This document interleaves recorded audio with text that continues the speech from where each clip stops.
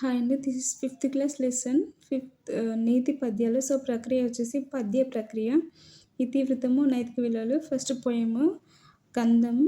అలిగిన నలుగుకు ఎగ్గులు పలికిన మరి విననీయట్లు ప్రతివచనంబుల్ పలుకగా వన్నము వడి ఎడ తలుపక ఎన్న తడచూవే ధర్మజ్ఞుడిలన్.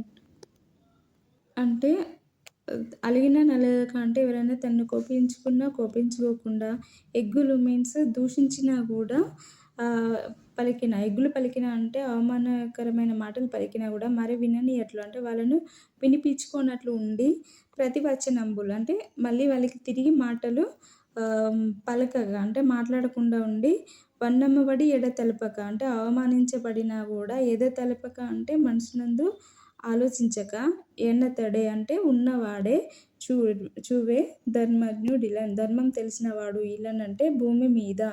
So this is the meaning of this poem.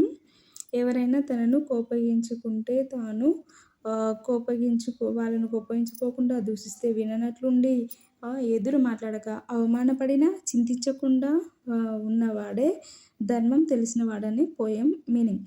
Next కందం వచ్చేసి పలుమరి శుభతంబులు నంజలియును నభివాదమయును సమప్రియ భాషలు మిథ్యా వినయంబులు గలయని దుష్ట స్వభావ కాపురుషులకున్. సో ఇక్కడ పలుమరు మీన్స్ మళ్ళీ శుభతంబులు మీన్స్ ఒట్లు పెట్టుకోవడము. నెక్స్ట్ నంజలియును నభివాదములు అంటే మళ్ళీ అభివాదం నమస్కారం చేయడము. సమప్రియ భాషలు అంటే ఇతరులకు నచ్చే విధంగా మాట్లాడడము. మిథ్యా వినయములు అంటే అతి వినయంబు అంటే చాలా ఎక్కువగా వినయంగా ప్రవర్తించడము. గలయని అంటే ఉన్నవాళ్ళు. దుష్ట స్వభావ పురుషులు అంటే దుష్ట స్వభావం కలిగినటువంటి పురుషులు అవుతారని అర్థం. సో ఇక్కడ మళ్ళీ భావం వచ్చేసి మళ్ళీ ఒట్లు పెట్టుకోవడం, నమస్కారం చేయడము, అండ్ ఎదుటి వారికి నచ్చే విధంగా మాటలు మాట్లాడతారు. దొంగ వినయాలు ప్రదర్శించడం చెడ్డ వాళ్ళ లక్షణం. ఈ 2 పద్యాలు రాసింది నన్నయ్య. నెక్స్ట్ తిక్కన రాసిన 2 పద్యాలు. ఫస్ట్ కందం. ధనమును విద్యయు వంశంబును ధర్మతులకు మదంబు బొనరించును. దుర్మతులకు మదంబు బొనరించును. సజ్జనులైన వారి కడకువ యును వినయము నివియ తెచ్చు నుర్వినాద. అంటే దీని మీనింగ్ ఏంటంటే ఓ మహారాజా, నుర్వినాద మీన్స్ ఓ మహారాజా అనే అర్థం అనమాట. మహారాజా ధనమును అంటే ధనము, విద్యను అంటే విద్య, వంశము అనేవి చెడ్డ వాళ్ళకు మదాన్ని అహంకారాన్ని అంటే దుర్మతులకు మదంబు అంటే అహంకారాన్ని తెచ్చిపెడతాయి. మదంబున్ బొనరించును అంటే తెచ్చిపెడతాయి. అదే సజ్జనులకు మనం అవి ఇస్తే ఇవే మంచివారికి గర్వం లేకుండా చేసే వినయాన్ని కలిగిస్తాయి. సో ఇక్కడ ఉన్న మీనింగ్ అదే. సజ్జనులైన వారి కడకువయును వినయము నివియం తెచ్చు నుర్వినాద అంటే సజ్జనులకి గర్వం లేకుండా ఉంటారు అని మీనింగ్. నెక్స్ట్ కందం. తనువున విరిగిన ఎలుగులు అంటే బాణాలు. అంటే తనువున అంటే శరీరంలో విరిగినటువంటి ఎలుగులు మీన్స్ బాణాలు. నునుపున బుచ్చంకవచ్చు అంటే మెల్లమెల్లగా తీయవచ్చును. నిష్ఠూరతను అంటే అతి కష్టంగా. కానీ మనమున నాటిన మాటలు అంటే మనసున నాటుకున్నటువంటి మాటలు మాత్రం విని ఎన్నయు పాయములను అంటే ఎన్ని ప్రయత్నాలు చేసినను వెడలునే వెళ్తాయా అంటే వెళ్ళవు అని అర్థం. యదీప అంటే మది నుండి. యదీప మీన్స్ మది నుండి. అంటే తనువున విరిగిన ఎలుగుల నునుపున బుచ్చంకవచ్చు అంటే శరీరంలో విరిగినటువంటి అలుగులు బాణాలను మనం నునుపు అంటే మెల్లగా, బుచ్చంకవచ్చు అంటే తీయవచ్చు. అతి నిష్ఠూరతన్ అంటే అతి కష్టంగా. బట్ మనమున నాటిన మాటలు అంటే మనసునందు నాటుకున్న మాటలు మాత్రము విని ఎన్నయు పాయములను అంటే ఎన్ని ఉపాయములను అంటే ఎన్ని ఉపాయాలతో అయినా వెడలునే అంటే వెళ్తాయంటే వెళ్ళవు అని అర్థం. యదీప అంటే మది నుండి. సో తాత్పర్యం: ఓ రాజా, శరీరంలో బాణాలు నాటుకుంటే ఏదో ఒక ఉపాయంతో వాటిని బయటికి తీయవచ్చు. కానీ కానీ మనసులో నాటుకున్న బాధ మాటలు ఎన్ని ఉపాయములతోనైనా బయటకు రావు అని మీనింగ్. నెక్స్ట్ ఎర్రన రచించిన 2 పోయమ్స్ తేటగీతి. ఫస్ట్: పాపంలోకెల్లా నెక్కుడు పాతకములు అంటే పాపాల్లోకెల్లా ఎక్కువ పాపాలైనటువంటి సువ్వె అంటే అయినటువంటి, క్రోధ అంటే కోపము, లోభములు అంటే పిసినారితనము, సువ్రతాత్మ అలాంటివి వాని రెంటి జయించినవాడు అంటే ఆ రెండింటిని జయించినవాడు కానీ ఎందు పరమధార్మికుడని ఎన్నబడడు అంటే ఆ రెండింటిని జయించిన వాడే పరమ ధార్మికుడు అవుతాడని దీని యొక్క అర్థం. సో పాపంలోకెల్లా నెక్కుడు పాతకములు సువ్వె, క్రోధ, లోభంబులు, సువ్రతాత్మ వాని రెండు జయించిన వాడు గాని ఎందు పరమ ధార్మికుడని ఎన్నబడడు. సో తాత్పర్యం: పాపాల్లోకెల్లా ఎక్కువ పాపాలైనటువంటి కోపము, పిసినారితనం ఈ రెండు జయించిన వాడే ధర్మాత్ముడవుతాడని అర్థం. నెక్స్ట్ కందం. ఎర్రన రచించిన ఇవి 2 పోయమ్స్. కందం: శరణంబని వచ్చిన భీకర శత్రువునైనా భీతి గావవలెను గరుణాపరుల తెరంగిది ఇరువుగా సరిగావు దీనికే ధర్మంబులు.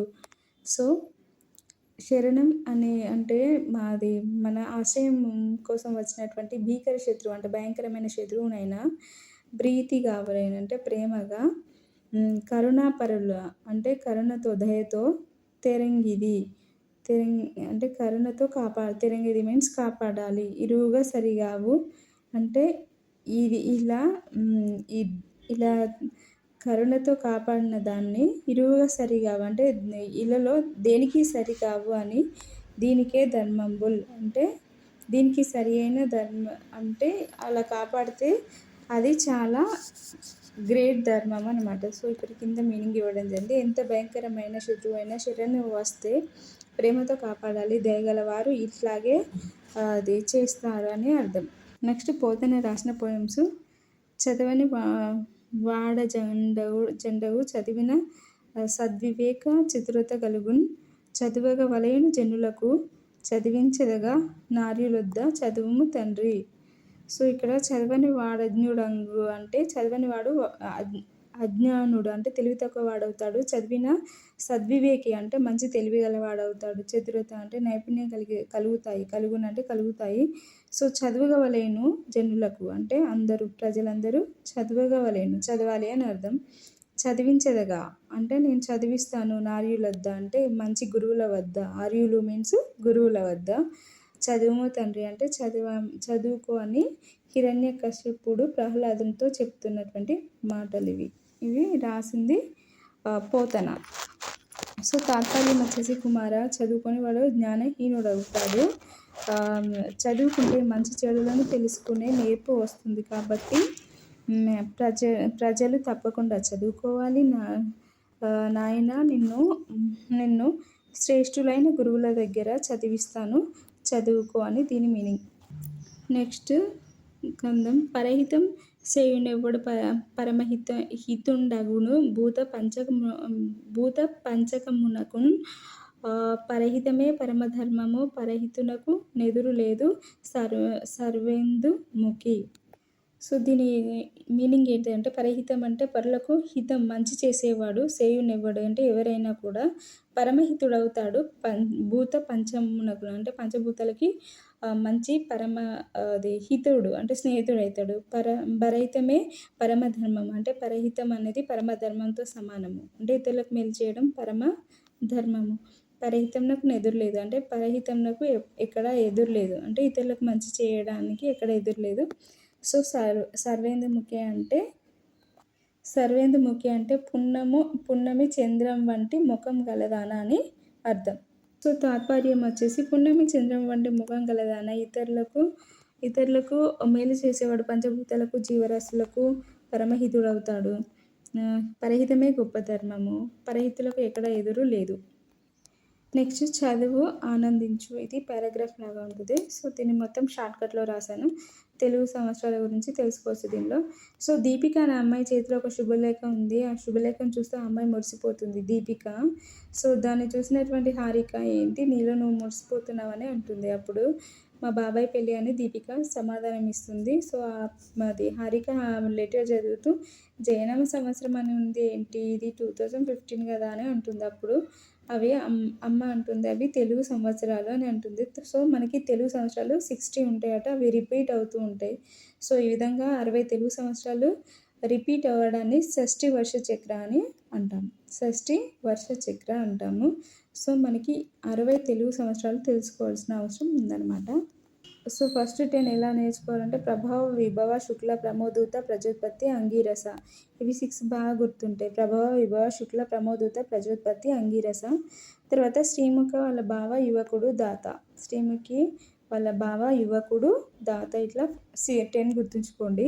సో, ప్రభవ, విభవ, శుక్ల, ప్రమోదూత, ప్రజోత్పత్తి, అంగీరస, శ్రీముఖ, బావ, యువ, దాత. నెక్స్ట్ 10 ఈశ్వరుడు బహుధాన్యాలను పండించడానికి ప్రమాదాలు లేకుండా ఉండడానికి విక్రమమైన వృషభాన్ని సృష్టించాడని చిత్రభాను స్వభానుకు చెప్పాడు. చిత్రభాను స్వభానుకు చెప్పింది.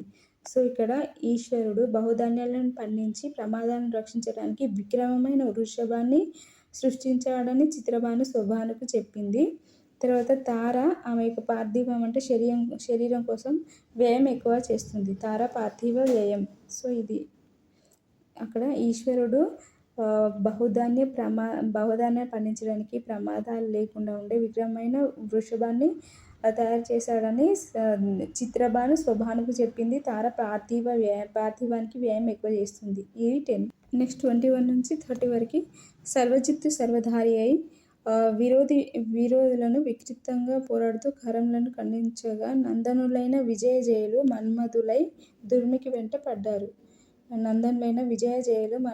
దుర్మికి వెంట పడ్డారు. సో, ఇది సర్వజిత్తు సర్వధారి అయి విరోధులను వికృతంగా పోరాడుతూ కరంతో ఖండించగా నందనులైన విజయజయులు మన్మధులై దుర్మికి వెంట పడ్డారు.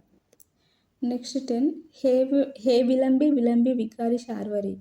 ఈ నలుగురు విలంబి వికారి శార్వరి నలుగురు ప్లవంతో పోటీపడడం జరిగింది. ఈ ప్లవం అనేది శోభకృతమై క్రోధి అంటే కోపం లేకుండా విశ్వాసంతో పరాభవమైంది. విశ్వాసంతో పరాభవం అయింది అని గుర్తుంచుకోవాలి. సో, ఇక్కడ హే విలంబి వికారి శార్వరి ఈ నలుగురు ప్లవంతో పోటీపడడం జరిగింది. ఈ ప్లవము శోభకృతం అయ్యుండి క్రోధం లేకుండా విశ్వాసంతో పరాభవం చెందింది. నెక్స్ట్ ప్లవంగం మీన్స్ పక్షి. కీలక సమావేశాలను సాధారణంగా విరోధులతో పరదానితో ప్రమాదం లేకుండా ఆనందంగా పెడితే రాక్షసులు నల్లగా మారారు. ఇది గుర్తుంచుకోండి. ప్లవంగ కీలక సమావేశాలను సాధారణంగా విరోధి పరాధీనులతో ప్రమాదం లేకుండా ఆనందంగా పెడితే రాక్షసులు నల్లగా మారారు. నెక్స్ట్ పింగళి వెంకన్న కాలంలో సిద్ధార్థ అనే వ్యక్తి రౌద్రం అంటే కోపంతో ఉండి దుర్మతి అంటే చెడ్డ వాళ్ళను చాలా దుందిబి నాదంతో రుధిరోద్గారి అయి రక్తాక్షి అయి క్రోధనతో అక్షయకు అప్పగించాడు. సో, పింగళి వెంకన్న కాలంలో సిద్ధార్థుడు రౌద్రం అంటే చాలా కోపంతో దుర్మతి చెడ్డ వాళ్ళను దుందిబి నాదంతో రుధిరోద్గారిడై రక్తాక్షి అయి క్రోధంతో అక్షయకు అప్పగించాడు. సో, ఈ విధంగా షార్ట్ కట్స్ నేర్చుకోవాలి. బిట్స్ అడిగే అవకాశం ఉంటుంది. So, thank you for watching my video. 1 and all.